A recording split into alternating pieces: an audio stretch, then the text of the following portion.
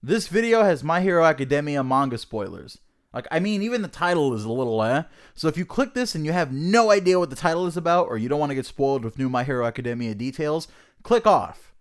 Click off, but also subscribe to the new wealth of new content. Enough of that!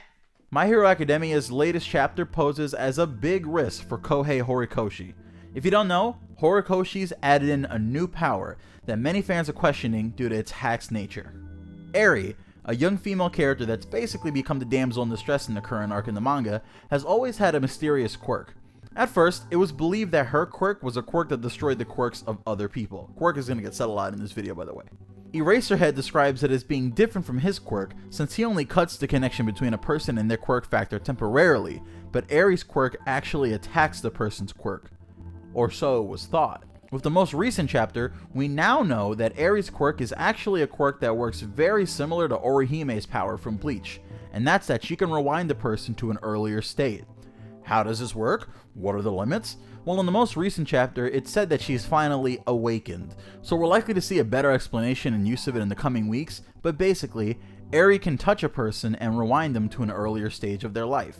This is... okay, I get that people are saying that this is a broken power and this is bad for the story, and we'll get to that, but wow. What an interesting quirk. She's able to manipulate the human body so well that she can do things like rewind Chisaki in his fused form back to normal, and get this, even rewind her father out of existence. That's right, Eri rewinds somebody so far back that they don't even exist anymore, and that's kind of part of the trouble here. Aries' quirk doesn't seem to have a set limitation. She rewinded a grown adult of unknown age, to be fair, to the point where he was just a sperm or an egg or just nothing. So let's get to the issue of this so we can get closer to the point of the video. Why is this a bad thing? Well, because his ability is a huge deus ex machina. Eri is kind of the ultimate problem solver. It isn't clear if she can, let's say, rewind someone that's been killed, but I'm going to assume that her power sort of works like Crazy Diamond from JoJo's Bizarre Adventure, where you can heal someone by returning them to an earlier state, but once they die, their life force isn't in that body anymore. But let's say she can revive the dead. Everything that just happened in this arc is going to have zero consequences. Red Riot's brave sacrifice that caused him to basically lose all of his skin and have it peeled off or whatever, Tamaki and Fat Gum's wounds and exhaustion, Mirio's lost quirk and broken mind state, Night Eye's apparent death, all wiped clean like they've never happened, and that's a big issue for a series to have. The biggest implication of this is, if this girl were allowed to roam wild, she could even heal All Might back to before he was injured, and I'm sure Chris Sabat would love All Might to be around longer, but that's just too happy for me.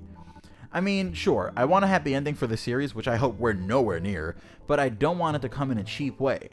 My prediction is that somehow, Chisaki will still escape with Eri, which was, to be fair, hinted by Night Eye's prediction. I also theorize that Chisaki is going to further break Eri and make enough of the quirk erasing bullets to the point where he doesn't need her, and then he'll shoot her with a bullet, making her just a normal girl, unusable to his enemies even if they do manage to get their hands on her.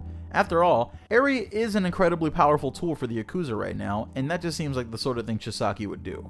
Okay, alright, enough of the explaining and fading over everything that happened, but sorry, it was necessary for all this to make sense and to back up my theories on the potential of what Aries' quirk might do to Deku. That's right folks, at the end of the recent chapter, if you look very closely, it looks like Eri is using her quirk on Deku, rewinding him to a previous time in his life. We have no idea how far back she'll go, but the implications here are serious, and that's what this video is really about. Here are two routes that I see this going, so bear with me. Deku might get rewinded to before he injured himself at the sports festival, meaning Deku can go all out from now on, or more interestingly, she rewinds Deku's quirk factor to before it should have manifested, giving Deku a chance at receiving a quirk by having his body get another chance at creating a quirk. Let's take route 1 first, as it's the simpler and more likely route. So if Eri rewinds Deku to before he was injured, this would give Deku a pretty gross power-up. He'd be able to stop relying solely on his shoot style, and he'd be able to build a fighting style based on punching and kicking. This is likely because even BOKU has mentioned how Deku's shoot style has holes in it, and if Deku's going to be the greatest hero that we know he's going to be, he needs to have proper use of his arms and legs to do it, especially if he's going to be taking on foes that are as powerful as All For One and Shigaraki. So that's basically the straightforward, most likely answer to what will happen here, but let's dive into the rabbit hole for a bit folks. Let's talk about route B. and what the implications for that route would be. There's several different paths on this route, so I'm just going to mark them as branch A, B, C, and D. If Aries somehow focused in on Deku's quirk factor and rewinded him to a point where his body could potentially have a second opportunity to develop his quirk, here's how I could see that being handled. Branch A.